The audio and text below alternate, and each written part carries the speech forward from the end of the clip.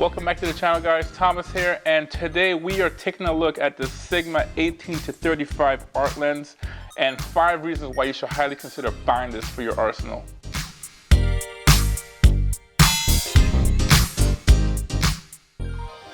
Okay guys, so I've been shooting with my Canon camera for a while, and this is actually my second lens purchase for my camera setup. There's no hiding about it. I'm a cheap person. I don't have a lot of money. And when I do buy something, I have to make a very thorough decision-making process before I buy it. Sigma is a very popular lens manufacturer. They make really good lens. Some people like it, some people don't like them depending on their drawbacks and their strengths. But this is a very popular lens. This lens has actually been out for a long time, almost close to maybe 5 years now. So this thing has been on the market for a long time. But I do think a lot of people are actually sleeping on this lens, and they're not really giving it credit for what it can do. I have used this lens in the past by renting it. That's another thing I recommend. If you are looking for a lens, I highly recommend that you try to rent one first and see if it's the right lens for you. So let's get to it. So this is the Sigma box. Pretty straightforward, nothing fancy about it. There's a little bit of stuff on the outside here that tells you the filter size. It is a pretty big filter size, 72 millimeters. But besides that, it just says interchangeable lens. It is the art lens, so they're a higher line of lens. So let's open this up. All right, so I guess just a thank you letter. Here's your manual. It says instructions on there and different languages. Nothing fancy with that. This is the warranty sticker, so that's pretty cool. So this is what it looks like. Nothing fancy, just looks like a black case, and I wasn't expecting that, but I guess there's a case on there.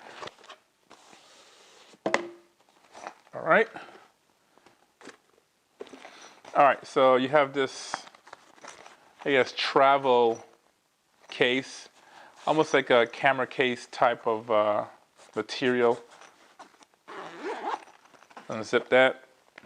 What do you see? All right, you have some foam in here, so that's pretty cool. Looks like the cutout of the lens. Pull this out, and it's in plastic, nothing fancy there. All right, you do get a lens hood, which is cool. A lot of manufacturers don't include that nowadays, but there you go, that's it. It's a pretty nice case. I don't know if I'll use this. I do have a camera bag, so I'll just put that into the camera bag, so no need for that. All right, so here's the main thing here. All right, so this is nice right here. This is the art series here. Kind of a shine or matte finish here, a little bit glossy. Yeah, the rings on the outside, they're pretty big, pretty thick, and it feels good. Very smooth, not notchy at all. I've used some Canon lenses and they're pretty notchy. You have the numbers on the side, very clearly written, very legible. You have a big old A right here. You have a big old A right there saying it's the art lens, and then you have, I think, just one switch, which is just the autofocus, manual focus switch. It is not optically stabilized, so there's no optical stabilization in here, but it is pretty cool. One thing to know here is as you zoom in or zoom out, there's no extension of the lens. It does not protrude out. That's a really good benefit if you're going to use this on a stabilizer, so that's really good. You have a lens cap here, and there's your element. Here's the rear right here. It looks like it's really well built. It's heavy, that's one thing though. It's a really substantial lens for sure.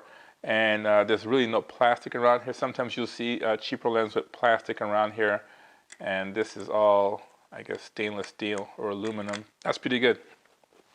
All right, guys, so there's nothing else left to do but to put this on. So let's put this on the camera and see how it goes.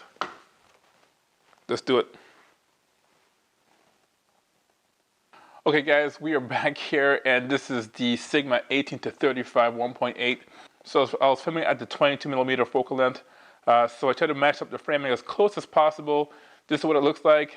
This is a lot faster lens. I had to change the exposure on this one so that it's kind of similar, but this one might be a little bit brighter depending. I haven't taken a look at the footage yet, but when I initially put the lens on, it was significantly brighter. So I don't know if you can see the difference. I think this one should be a little bit sharper, but hopefully we'll do a side by side now. As you can see, I'm doing the same thing here with my hands, looking up, looking to the left, to the right, and hopefully you can see a difference. So let's talk about the 5 reasons why I got this and why you should also consider getting this and add it to your arsenal. Seriously, this is a really, really awesome lens. Some of these points that we'll be talking about right now may not apply to this situation right now because it's a little different, but I'll try to add some video why this is a great purchase. And let's start with number 1, the f-stop, the aperture. This lens has a 1.8 aperture and it is great. It's a really fast lens. So what that means when I say fast lens is that the aperture number that's at the f-stop, the smaller the number, the bigger the opening for the lens, therefore letting more light and more information get to the sensor on your camera. And that's great for low light photography, low light videos. It's great for separating the subject from the background. In my case, I'm really close to the background right here. I'm just maybe 2 or 3 feet from the window, so there's not a real big gap. But if there was a bigger separation, I can crank this down to maybe a 1.8 f-stop, and it'll give you a great separation between the subject and the background.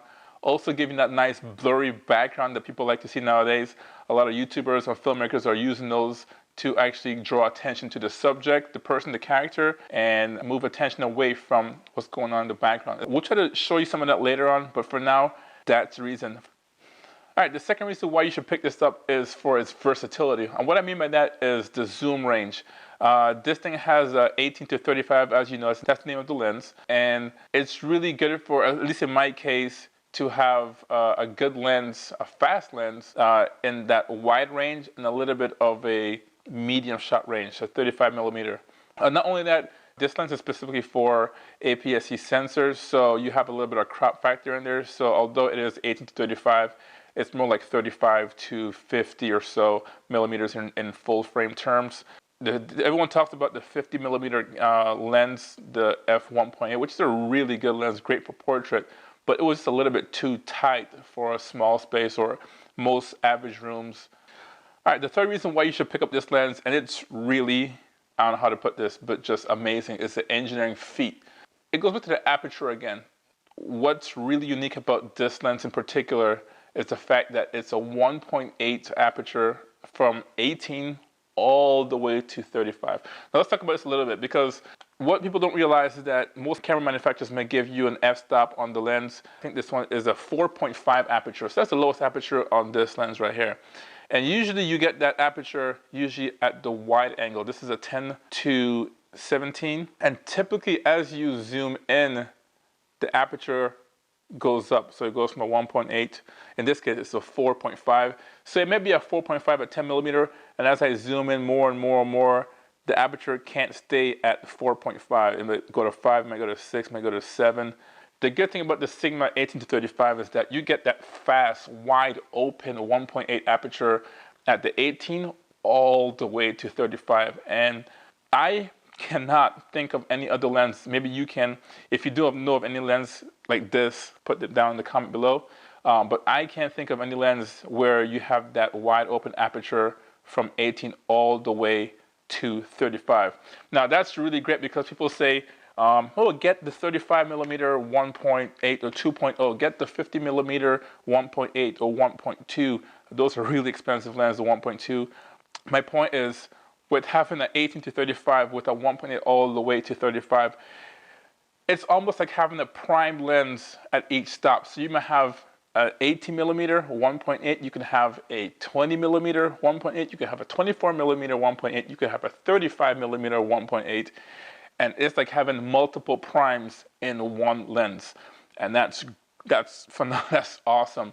Another way you can look at it is having a zoom lens with a constant aperture, which is not so common, which I just said before. So that's a really big reason. A lot of people don't understand how hard it is to get that, and hence the reason why I can't think of any other lens that does that in that range. So to find a zoom lens with a constant aperture is almost near impossible, and that's a game changer. Okay, so the fourth reason why you should consider getting the Sigma 18 to 35 would be because the build quality. This is a Canon glass. It's built pretty well. They're built pretty decent. Stainless steel. The Sigma 18 to 35 was built well as well, if you want to say that. The focus rings are very smooth. The zoom rings are very smooth. The build quality is very nice. That also goes along with the autofocus. A lot of your third-party lenses are very noisy and have choppy focus. This lens is very smooth and very quiet. So the build quality is there. It's almost as quiet as the STM lens by Canon. This is an older lens. These were the lens before the STM. These are the ultrasonic, and they have a very quiet motor. Not really as quiet as their stepping motor that they have in the STM, but the Sigma 18-35 is quieter than the ultrasonic. That's a good comparison. So it's in between the ultrasonic and the STM lens by Canon. Okay, the fifth and final reason, you know it has to be the price. The price, the price, the price. These lenses are very affordable in comparison to the Canon lens. I'm comparing these to Canon lens because I'm a Canon shooter. But these lenses are very affordable in comparison to the competitors in general. So we spoke about all the features that this thing can do, all the advantages of this lens, and the prices are significantly cheaper, between I think 50% and almost 75% of the price of the capabilities of these equivalent lenses. So the equivalent of an L glass, these things are significantly cheaper. Now, the retail price of this right now is $800. That's what it goes for new. You can find it cheaper if you go on Amazon or on eBay and find it used. I did not pay $800 for this one. Sigma usually has an annual special every year, sometimes twice a year actually, and they usually have a significant discount on the lens. Around $650 for this. I think I paid $600 actually before taxes on this lens, and that may seem expensive. And hence the reason why I was saying usually I take a long time before I make a purchase on certain things like a lens. Hence the reason why I also say it's always great to rent or test a lens before you buy it. I really recommend that. I actually did a video on lens rental. I'll leave a link down below for that video. As I said before, these perform just as well as Canon L glasses. So for the price, if you know anything about Canon L glasses, they range anywhere between $1,500 to $3,000 for a lens. So it is really hard to find a fast wide angle. You usually have pretty quick prime lens, which is very common among manufacturers, 85, 80 millimeters, 2.0 f1.8, but to have a wide fast lens, hard to find. So I'll leave a link down below where you can find those for cheap. The sale usually runs between a month and a half. So depending on when you watch this video, the sale might end. But I'll leave a link or links down to the cheapest lens that I found on the market. So those are the 5 reasons. Hopefully you guys enjoyed that. Really, it's a really good lens, versatile. It's really awesome. I'm gonna try to, in a few seconds, lower the aperture, see if I can get some blurry background here. I know I'm a little bit too close to my background here, but I'll try to get that. All right, so this is the Sigma 18-35 1.8. We have it wide open right now at 1.8 aperture, and as you can see, it's very clear, very focused, but also you can also see that separation between me and the background. You can see the Christmas tree behind me, and you can see the little lights, they're all blurred out. That's called bokeh. A lot of guys go for that for cinematic feel, cinematic action. It makes it feel like it's a very expensive camera, when in all, it's just the lens. So as you can see right now, it's lit from my face is in focus, and the background is very nice. You can't see who's behind there or what is in the Christmas tree, any gifts or anything, but that's a good feel for what it is. Now I'm using a Canon camera. It is follow my face, so it does have face tracking, and I can move closer, and it should, oh, there it is, it's focusing. And you can see the bokeh in the background is even more blurry or blurrier. So go backwards, and there it is. This is a good representation of what the lens can do and what I'm looking for in a lens for my studio. So if I do move backwards, I'm sitting here in a little seat here. Move backwards, and you can probably see the tree a little bit better. So it's a good lens. You can see what it can do here, and that's wide open.